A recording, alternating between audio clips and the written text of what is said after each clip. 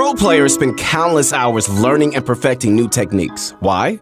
Good question. Because, well, they're useful. They work. Even if you think, you know what, I'm never going to use that technique. You know what, this is what I got to say to you. You just never know. It might come in handy, you know, it might save your skin and even earn you a dub one day.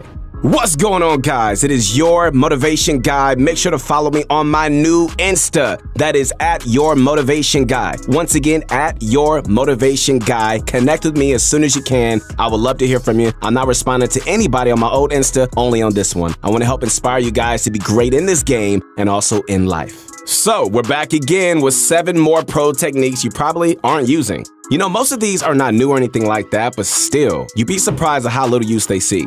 Whether your goal is to get more kills, survive longer, or even win more matches, these techniques are sure to help you guys.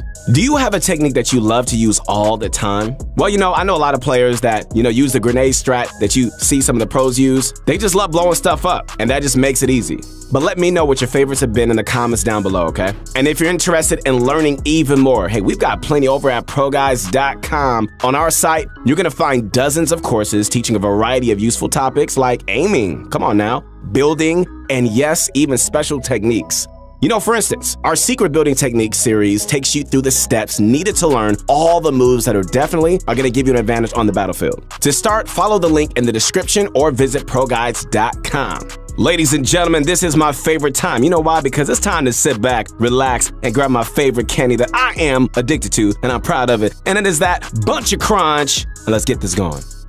So, a while back, we showed you guys a not so well-known technique to attack a wall from behind your ramp, right? That still works and definitely still has some use, but there's another application that we didn't discuss. You guys ready to hear that? That same trick can also be set up to hit a floor piece through a cone. Now, this is useful for tricking turtling opponents into thinking you won't be taking their top floor piece. To do this, okay, so approach your turtling opponents one by one from the top, right? Either place your own cone piece if they haven't yet, or remove it and just replace it with your own. Once you own that pyramid, edit it to reveal one of the corners, either the right or the left. Swing your pickaxe at the very edge of their floor piece, then quickly reset the cone. From here, and I mean right here, the enemy is gonna think that you can't hit their floor. But if you swing on that harvesting circle, you can actually attack it through the cone. So do that, all right? And pull out your floor to replace it. Then edit through both to reveal your opponent for the kill. Now, why would you want to do this? Good question. Well, taking floor pieces can be really risky, right? Since your opponent might edit and go for a jump shot. Plus, with the whole coin flip mechanic, it might take a while to just brute force steal their floor. So this added confusion, where they think their floor is safe, can potentially make them turbo build the wrong piece. But the confusion doesn't have to end there, my friends. You can even go a few steps to even further puzzle your opponent. For example, now once you reach the stage where you close the cone, you can drop a ramp to the side as if you're about to drop on it for a wall replace. Land on it and swing your pickaxe once after a wall, right? Then jump back up and hit the floor piece marker. Place your own floor and edit through for the elim. When this is done quickly, it barely takes any extra time, and you know what? It just really confuses your opponent as to what piece you're hitting. Unless they know the technique as well, there's no way your opponent is turbo building a floor piece. And all this can be done within a few seconds, so there isn't too much wasted time. But just be warned, okay? Against brick and metal, you want to take the floor down to at least 150 health so that it only takes one swing to finish off. Overall, it's a great way just to deal with pesky turtlers. Okay, so we've been seeing this next move used a ton by the pros this chapter, and that's the efficient ramp tunnel. Compared to the conventional tunneling methods, you're going to be saving a bunch of materials using this version. Very beneficial for solo endgames and anytime you're close to running out of mats. So to do this, you're going to need to start with the floor piece just like how you would any other tunnel. Then as your character reaches just before the halfway point of the floor, you look down and place a ramp. Got it? All right.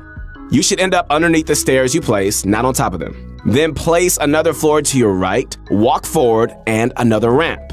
From here, you pretty much got it. You just keep alternating left and right to tunnel diagonally. This tunnel provides pretty decent coverage. The ramp can block shots from behind you and partially from above you. However, some angles on the side is going to leave openings. You can always add a wall after each ramp for extra coverage, but you know what? That's optional.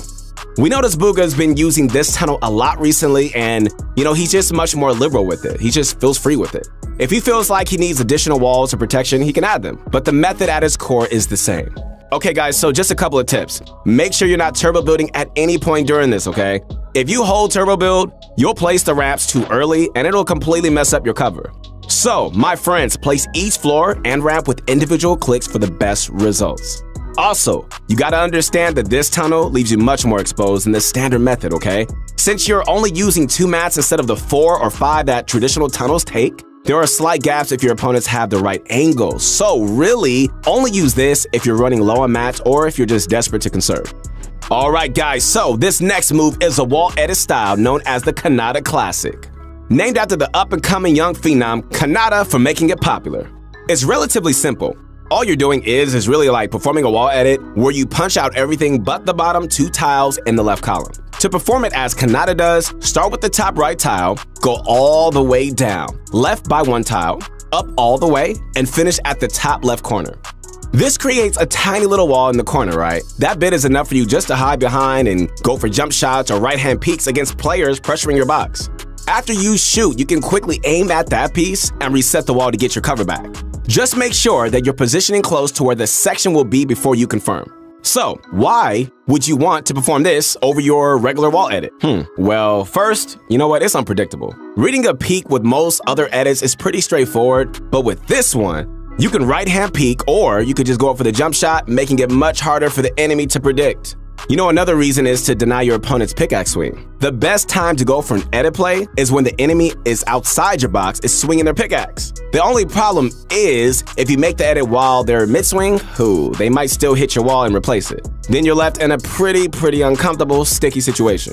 Since the Kanata Classic leaves a very minimum area for them to hit, there's a way higher chance their pickaxe won't connect. So that wall is just gonna stay yours. It takes some time to practice, guys, to get used to this, all right? Practice makes perfect. It really does. But once you get it down, man, it's a fantastic way to go for aggressive peaks. All right, so the next technique is a classic that you definitely need to start using, like immediately, if you aren't already. It's the rocket launcher shotgun combo, which lets you get free damage in on pretty much any box-up player. It's effortless too, to be honest. All you gotta do is fire an RPG at a player behind some builds, pull out your shotgun, line up your crosshair, and fire right as the rocket hits.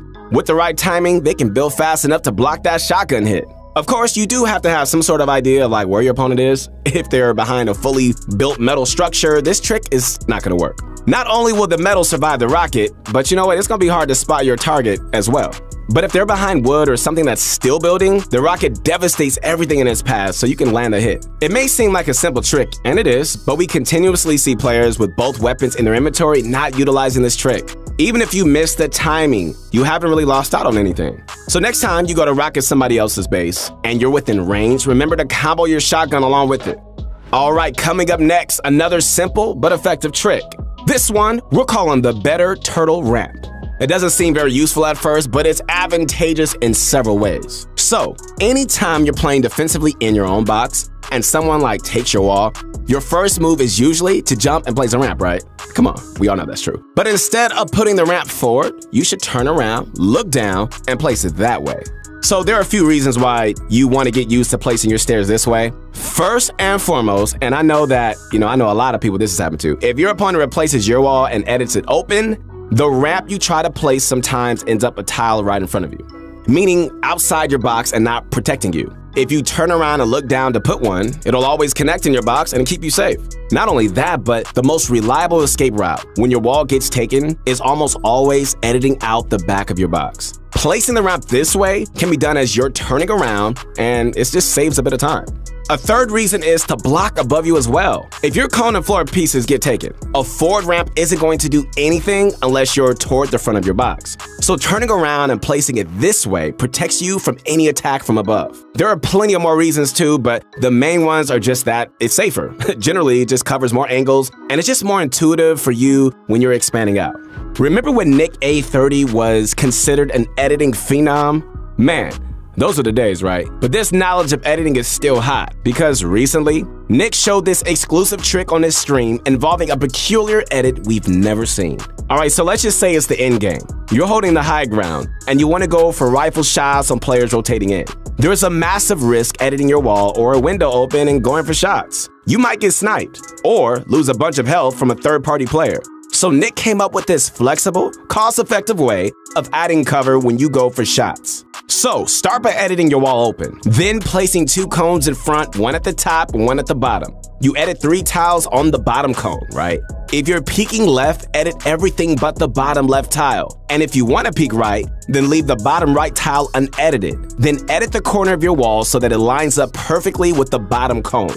Place a pyramid in your box as well, okay? And edit the same corner as you did for your wall to create a ramp that adds more protection. Then anytime you want to go for another angle, you can reset the cones and your wall and set them up the other way. You know, it takes valuable time placing cones and editing them, so try to set this up in advance. Figure out what direction players are likely to rotate in from and put the cones down before the storm starts closing in. You don't want to be setting this up when there's shooting to be had, because by the time you finish, you might lose your opening. So always try to place the cones before engaging. This final move isn't like a specific technique, as it is a general strategy, and that's shooting structures with your shotgun. You know, many people don't even know this, but the tactical shotgun actually does pretty decent damage towards structures. It does. The epic and legendary variants hit as hard or harder than a pickaxe with each shot. About 75 damage with the purple and 75 with the gold. The pumps do significantly less, so generally, you know you want to attack with this strategy. But why would you use one over a pickaxe, you ask? Alright, let me show you in this example from Benji Fishing. He destroys his opponent's base with a rocket and, unfortunately, misses the combo shot.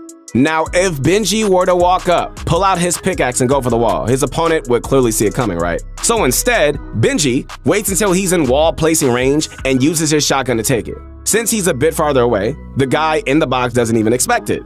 So Benji gets it for free and cleans up the kill. I mean, look at this, my friends. Benji even lines up his crosshair on the enemy before he shoots. Edit plays from turtles are super common. So indeed, you know, if they were to open the wall for a shot, Benji could just get lucky and land a free hit. Just another reason to use your shotgun this way. This does not only apply to walls, but also against ramps. Walking up the pickaxe stairs is predictable, but no one expects the shotgun replace. Now, we're not saying that you should only use your shotgun against structures. A pickaxe attacks much faster and does more damage overall. Plus, it doesn't take up ammo you'll eventually have to reload. But anytime a wall or a ramp is low and you're within replacing range, using your attack shotgun might catch your opponent off guard. Alright, so to summarize, my friends, the 7 techniques we showed you are the floor take fake out, the efficient ramp tunnel, the Kanata classic wall edit, RPG shotgun comboing, the better turtle ramp, Nick A's 30s protected peek, and using tac shotguns against structures. You know, although some of these are more difficult than others, they all require one word, I'm sure this is your favorite word, and that is practice. You have to ingrain these patterns in your mind if you want to perform these in a real match. So definitely spend some time in creative, you know, going over them and just getting to a point where you're just pulling them off like with ease. Well, hope you enjoyed this video. Once again, this is your motivation guide. That's right, your friend, the one and only Keith Allen. Again, make sure to connect with me on my new Instagram at Your Motivation Guide. And posting up vids to help inspire you to not only be great in this game, but also in life. Hope you enjoyed this video. If you did, drop a like, sub to the channel, and remember to use code PROGUYS in the item shop to support the team. Once again, we'll see you next time.